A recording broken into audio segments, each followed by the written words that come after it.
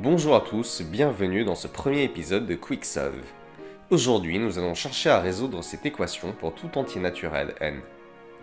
Afin de surmonter ce problème, il est nécessaire de raisonner en disjonction de cas. Pour commencer, posons-nous la question de savoir quand est-ce que la puissance de deux entiers naturels vaut 1. Premier cas, lorsque le nombre sous l'exposant vaut 1.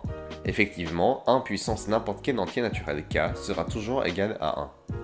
Deuxième cas, lorsque le nombre à l'exposant est égal à 0, puisque n'importe quel entier naturel k à la puissance 0 sera aussi égal à 1.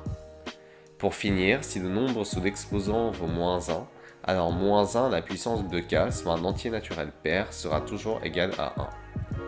Afin de ne pas alourdir davantage l'exercice, nous n'allons pas démontrer qu'il n'existe pas d'autres solutions, même si cela est tout à fait démontrable. Maintenant, nous pouvons commencer la résolution. Dans le premier cas, il suffit de trouver tous les n de telle sorte que n carré moins 5n plus 5 soit égal à 1. Cela nous ramène au calcul d'un discriminant, puis nous obtenons les solutions qui sont 1 et 4, tous deux appartenant à l'ensemble n.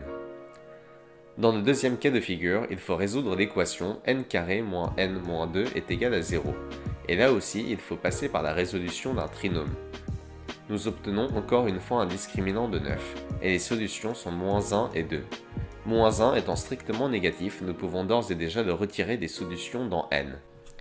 Dernier cas, il faut cette fois résoudre l'équation n carré moins 5n plus 5 est égal à moins 1, puis procéder à une vérification pour savoir si la ou les solutions de cette équation font que l'exposant soit pair. Toujours par résolution de trinôme, nous obtenons delta est égal à 1, et les solutions sont 2 et 3. Nous pouvons retirer la solution 2 puisqu'elle est déjà solution du deuxième cas. Vérifions alors que la solution n est égale à 3 nous donne bien un exposant pair en remplaçant n dans l'expression de l'exposant par 3. Nous obtenons alors 4 qui est pair, 3 est donc solution.